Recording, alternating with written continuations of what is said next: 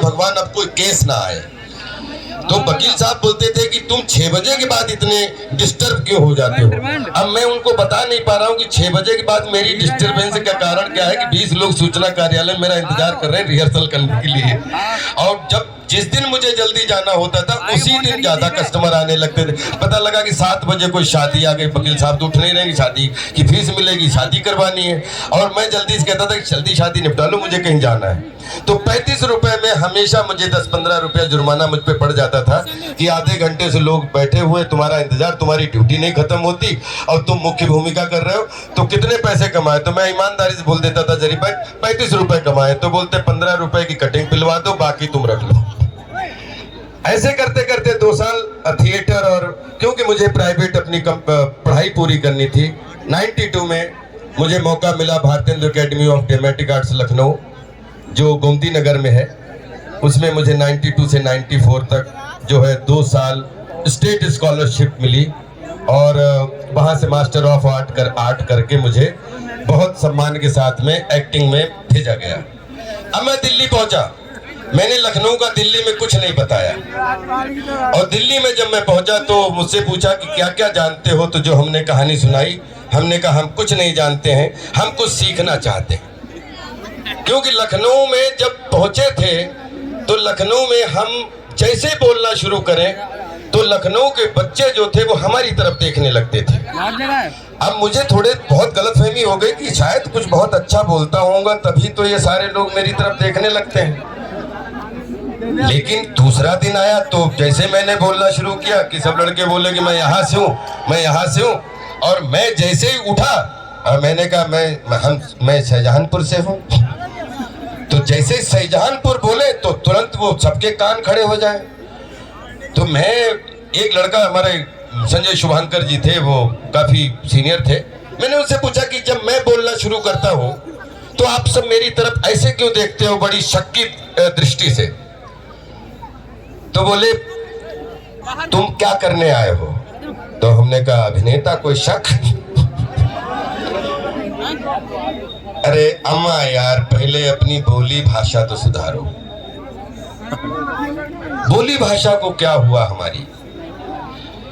वो एक नाइट ने मुझे इस तरीके से परेशान किया कि मुझे पता लगा कि एक्टर तो बहुत दूर की बात है, अभी तो मुझे शाम बोलना नहीं आता है, अभी मुझे शाहजहांपुर बोलना नहीं आता है। तो आप बिलीव करिए कि जो आदमी प्रोफेशनल एक्टर बनने जाता है, जब किसी इंस्टीट्यूट में जाता है, मैं इंस्टीट्यूट में जाके कक्षा 1 से मुझे सब पढ़ाई करनी पड़ी। और जहाँ पे आज लखनऊ में ताज है उसके पीछे जंगल था, और वहाँ पे किला किला, हकीकत हकीकत हकीकत हकीकत, शाम शाम, शाहजहांपुर शाहजहांपुर शाहजहां। इस तरीके से जब प्रैक्टिस करना शुरू की, 2 साल कैसे निकल गए पता नहीं चला।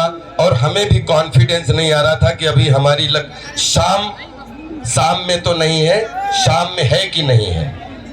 और उसके बाद में सब पूरा बैच जा रहा था, मैंने कहा नहीं मैं एनएसडी जाऊंगा।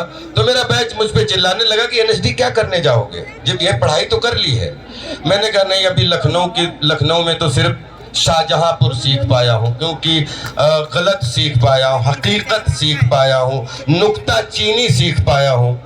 तो इसको प्रैक्टिस करने के लिए कॉन्फिडेंस नहीं आया, उसके लिए एक प्लेटफॉर्म और चाहिए।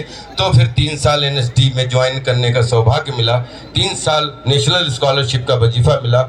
और उसके बाद में वहाँ से भी अपने को अच्छे फर्स्ट डिवीज़न के साथ में, अच्छी योग्यताओं के साथ में अपने को आर्ट का डिप्लोमा मिला। 97 में मुझे फिर एक नौकरी ऑफर हुई। हमारे यहाँ राष्ट्रीय नाट्य विद्यालय रंग मंडल एक चलता है जिसमें प्रोफेशनल कलाकार काम करते हैं, और उसमें बहुत सारी बैकग्राउंड हमारे राजेंद्र प्रसन्ना जी ने भी दी हुई हैं, क्योंकि ये वहाँ के बहुत ही लेजेंड जो हैं बांसुरी वादक हैं। वहाँ पे सबने फॉर्म भरे, मैंने फॉर्म नहीं भरा। तो हमारे राम गोपाल बजाज साहब डायरेक्टर थे, उन्होंने कहा राजपाल तूने फॉर्म क्यों नहीं भरा, 2 सीटें हैं, 200 फॉर्म आ चुके हैं। तो मेरे मुंह से निकल गया कि सर मैं मुंबई जाना चाहता हूं। इतनी तेज डांट पड़ी उनकी मुझसे कि एक इतना 5 साल की ट्रेनिंग करने के बाद, 3 साल की यहाँ ट्रेनिंग करने के बाद, उसके बाद में तुम्हें नौकरी ऑफर हो रही है।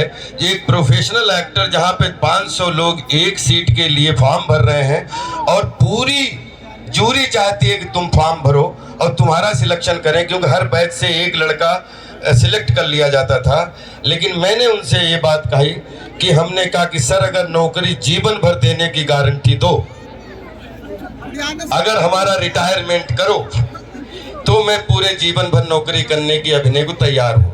लेकिन 4 साल नौकरी करने के बाद अगर कहीं फिर मुझे बाहर जाना पड़ा तो उसके बाद जब पैसे का नशा लग जाता है और उसके बाद स्ट्रगल करने की क्षमता कम हो जाती है, और जब स्ट्रगल करने की क्षमता कम हो जाती है उस समय अगर मैं स्ट्रगल करने गया तो शायद ये नौकरी मेरे लिए वरदान नहीं है, अभिशाप बन जाएगी।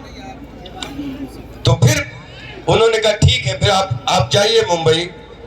और बहुत गुस्से में थे, बोले देखते हैं, सबको बच्चन ही बनने जाना है उधर, और देखें तुम कहाँ जाते हो, जैसे तुम्हारे लिए क्या बोलते हैं कि वो बिछा के रखे हैं कि राज्यपाल आएंगे और सब काम मिलेगा।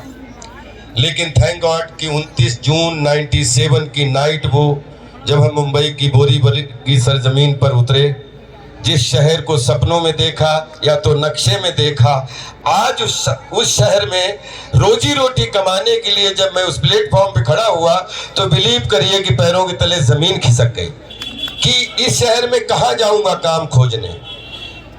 13 दिन के बाद में एक स्वराज सीरियल नामक करने का सौभाग्य मिला, जिसमें एक छोटी सी भूमिका करने का सौभाग्य मिला। फिर दूसरा सीरियल, और 1.5 साल में एक मुंगेरी की भाई नौरंगी लाल सीरियल आया होगा, वो शायद आप लोगों को याद होगा। जो बच्चे हैं शायद उनके लिए वो सीरियल ना याद हो, क्योंकि 98 की बात है ये।